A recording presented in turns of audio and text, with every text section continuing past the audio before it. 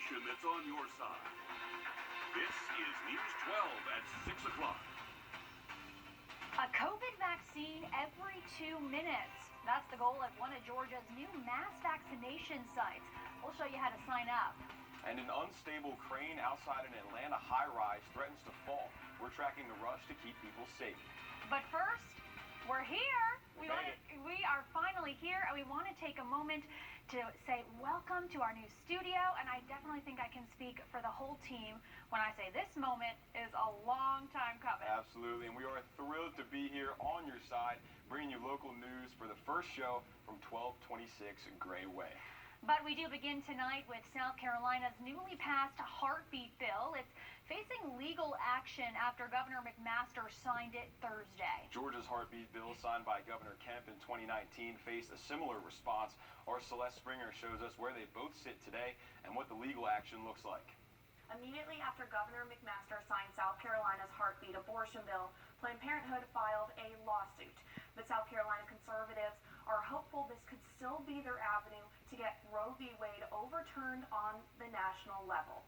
The bill requires doctors to perform an ultrasound prior to an abortion. If a heartbeat is detected, abortions will not be allowed unless the pregnancy was due to rape, incest, or if the pregnancy would be medically unsafe. Planned Parenthood claims the bill is unconstitutional and says 6 weeks is too early for most women to even know that they're pregnant. Governor McMaster said he supported this from day one.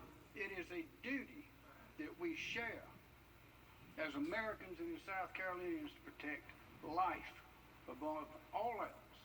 That's what we're here for. A day later, a U.S. District Court judge blocked the bill from going into effect. Back in May of 2019, Governor Kemp signed a similar bill for Georgia. A month later, the ACLU, Planned Parenthood, and the Center for Reproductive Rights all sued. By summer of 2020, the bill was ruled unconstitutional, but Governor Kemp said he planned to appeal that. And attorney Vic Law foresees similar bills will continue to be passed, and organizations like Planned Parenthood will continue to file suits. I expect the challenges to continue in all the states that have passed those types of laws, because there's a lot of controversy about the medical issue. There's a lot of controversy about the language of the laws. There's a lot of controversy about the enforcement of those laws. And coming up at 11, we'll break down where things go from here on both sides of the river. In Augusta, Celeste Springer on your side. All right, thank you, Celeste. Just in the last hour, the coroner has released the names of 2 people killed in a crash in Augusta this morning. 39-year-old Annabelle Rosa and 41-year-old James McEnroe died at the scene. It happened on Mike Paget Highway near Alden Drive, just past Hepzibah McBean Road. The coroner says McEnroe's vehicle crossed the center line and hit Rosa's head-on. Crews were able to extricate both of those drivers from their cars, but the coroner pronounced them dead at 3:30 this morning. And happening now, if you live in the Aiken city limits, you may have low water pressure or no water at all. The Engineering and Utilities Department says a transformer at the Shaws Creek water plant failed this morning. That plant's near the Western Carolina Fairgrounds, so if you're around there, you've likely been impacted. City leaders say they hope water will be back to normal this evening. All right, and what a wonderful way to bring in our new station for the first time in what feels like forever. Sunshine. It's like the weather Lots new. of sunshine. Exactly. Meteorologist Anthony Carpino standing by with more. Anthony, hopefully we've got more of this sunshine coming up this week. Yeah, absolutely, Nick. We're going to see more sunshine as we go through the day tomorrow as we look outside at Washington Road. Some folks out and about. Lots of sunshine out there right now as that sun begins to set. Temperatures are right around 53 degrees, so we did get up into the middle 50s earlier today, so just a gorgeous day to be outside. Our temperatures currently across the CSRA, upper 40s now in Saluda and in Edgefield, hanging on to right around 54 degrees in Sylvania. The difference between Bush and Daniel Field, right now everyone's at the same, but that will be changing later on this evening. Our temperatures over this evening going to be dropping down to about 41 degrees right around 8 o'clock, and lots of clear skies, and we're going to continue to cool things down later on this evening with our temperatures right around 28 degrees by tomorrow morning. So definitely grab that jacket. If you have any morning plans, if you're going out for that morning bike or jog, we'll see those temperatures slowly but surely starting to increase out of the 20s into the 30s and eventually right around 45 degrees by about 10 a.m. Lots of sunshine for tomorrow. That full forecast coming up in just a couple minutes, guys. Back to you. All right, Anthony, thank you. Georgia ramping up its vaccination effort, and to do that, it's opening 4 mass vaccination sites across the state. You are going to have to travel, though, if you want to visit one. Adam Murphy breaks down how this will all work and the big goals they have in mind. Final preparations are underway at one of 4 mass vaccination sites set to open next week. The parking lot next to the Delta Airlines Museum will open to the public at 8 a.m. Monday morning. Our goal is 1,000 per day for the first 2 weeks, and then 2,000 per day after that. Officials with the Georgia Emergency Management Agency intend to administer a COVID vaccine here every 2 minutes, but only by appointment. So the most important thing is to make sure that you go and register and have an appointment. Bring your QRL code with you. That's going to speed up the process considerably for you. In addition to this location, there will be similar mass vaccination sites at the Habersham County Fairgrounds, Macon Farmers Market, and Albany, Georgia Forestry Commission. Our goal is for these sites to have the capacity to administer 22,000 vaccines per week between all 4. These locations were strategically selected to provide easy access to vaccines in underserved areas. We did have concerns with the communities of color. I have been very vocal about that. But I'm here to say I am pleased to see that this is a step in the right direction. The state intends to ramp up the process immediately and expand the criteria for those eligible to be vaccinated in the next couple of weeks. If you have an appointment scheduled, no need for you to get here about any more than 10 minutes before the appointment. Now, the plan is to move people through quickly. There are 5 lanes, and you drive inside and get your vaccine. To schedule your appointment, the link is on your screen now. Take a picture. Once you sign up, you'll be contacted about an appointment. Next steps on a new stimulus bill could start Monday. Yesterday, House Democrats proposed a new coronavirus relief package, nearly $2 trillion. And here are the major points. The minimum wage would bump up to $15 an hour. People making $75,000 a year or less would get a one-time $1,400 check.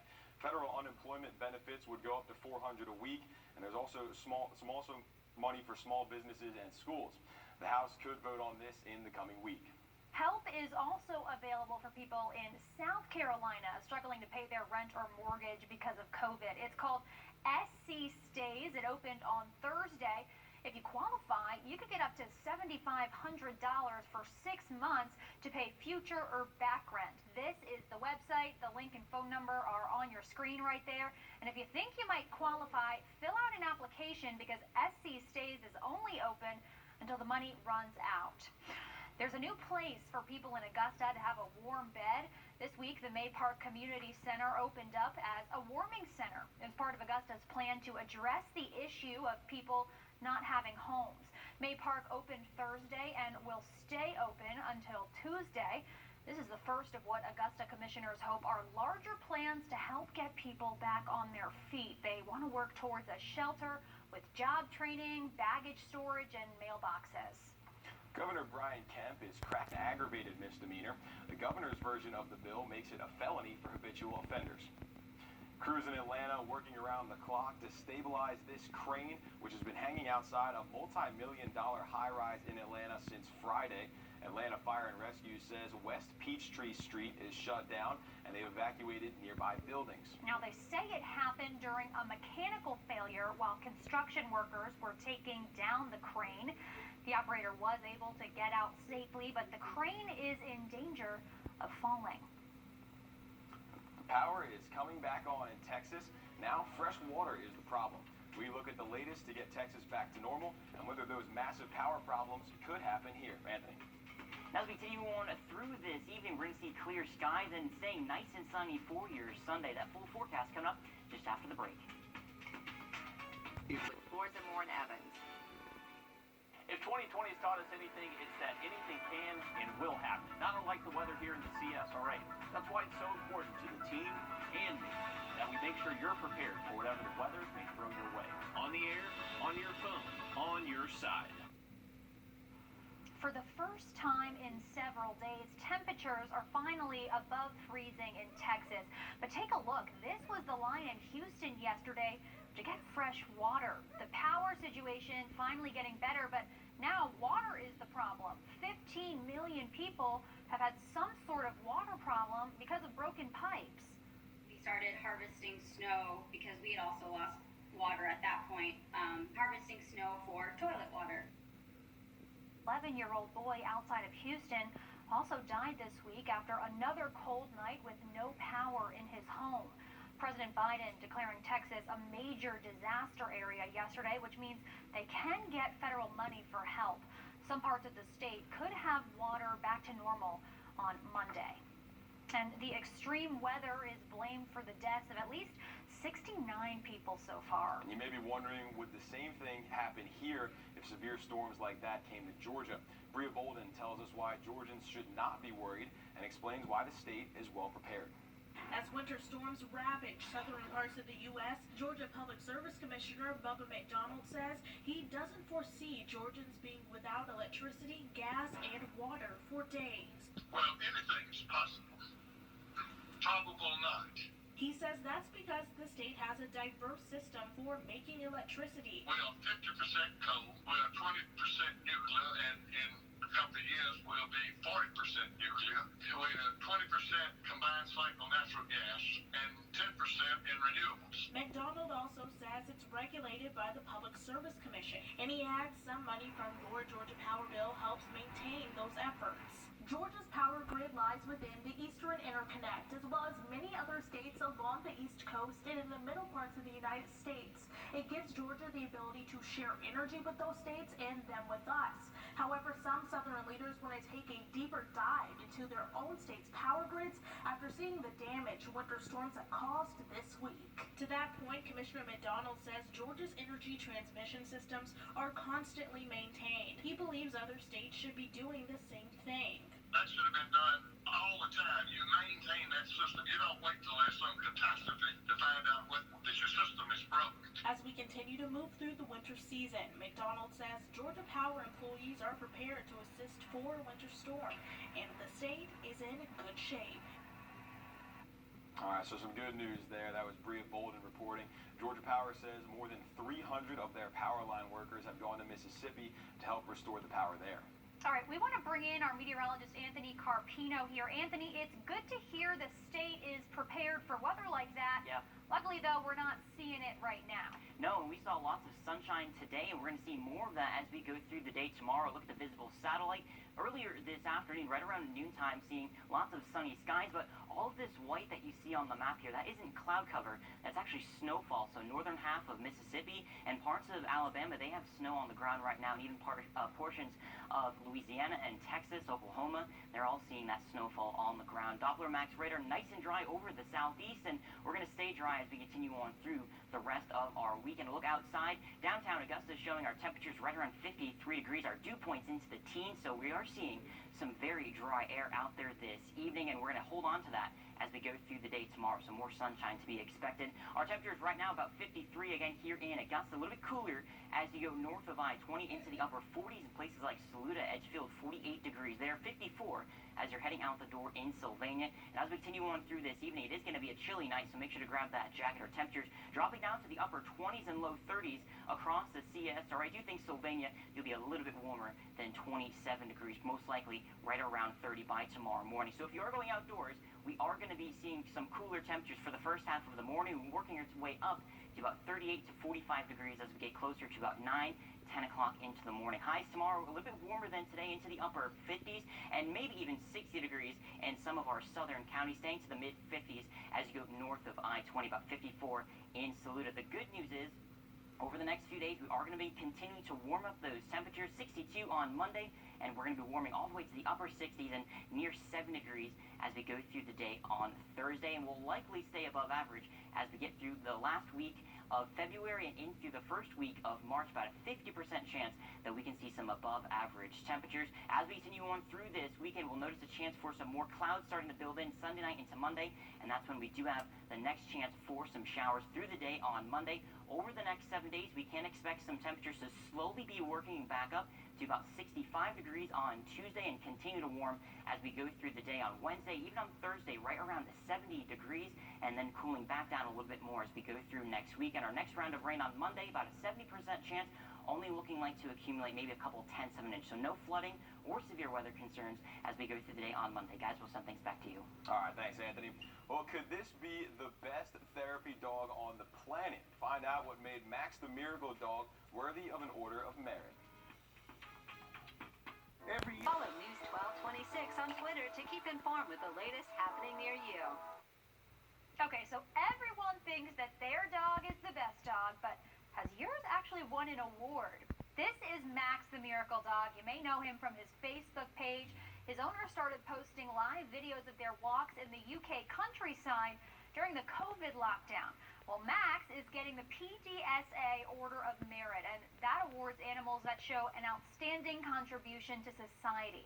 Max has had a huge impact on his owner's life, and videos of his walks reached hundreds of thousands of people at a time when many couldn't even leave their homes. Carrie and Max's videos have been an absolute godsend to us during lockdown. Help with stress relief at the end of the day, make every new day during lockdown a fresh start. The anxiety it caused me to walk out of a door on my own and not have somebody with me was, for me, a terrifying experience. Every step I took, Max was with me, and every time I stopped and faltered, he stopped with me too. Max will be the first pet to receive the PDSA Order of Merit. Previous recipients included police dogs and search and rescue animals.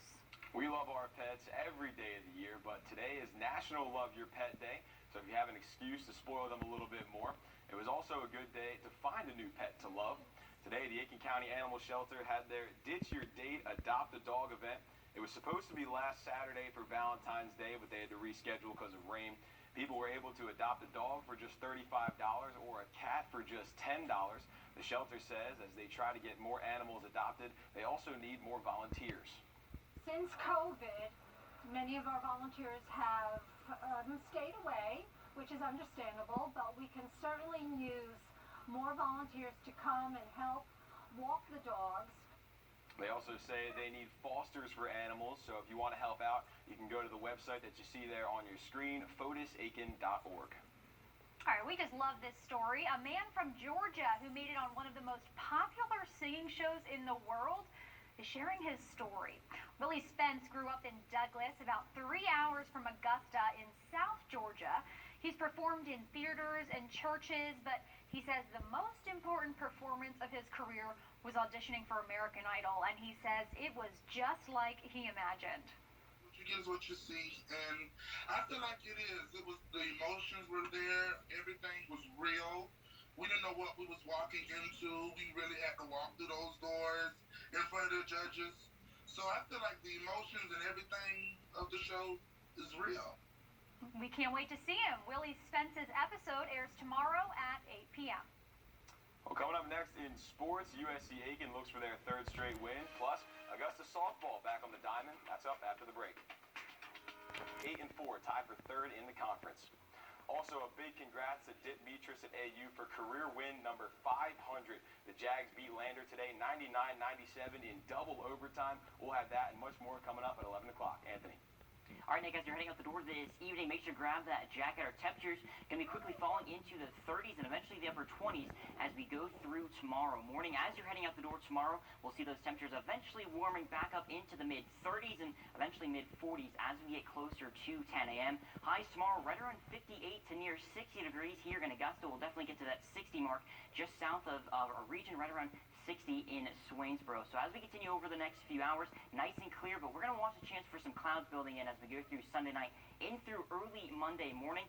We won't be seeing this adding up so much. A cold front moves through by the afternoon. Most of our locations only picking up a couple tenths of an inch, so no flooding concerns as we go through the day on Monday. Our temperatures warming up into the low 60s and eventually into the near 70-degree mark as we go through the day on Thursday, right around 70 degrees there. Next chance of rain coming Friday and Saturday, guys. All right, thanks, Anthony. And hey, before we close out the show, we're looking into our control room. Hey, guys, give us a wave. Looking at all the folks here who work behind the scenes to put on the news, and these are the people who make the magic happen, and we think they did a pretty great job today. Yeah, once again, our whole team celebrating our first show here. Thank you all for joining us. We've got plenty more news, sports, and weather coming up tonight at 11 o'clock.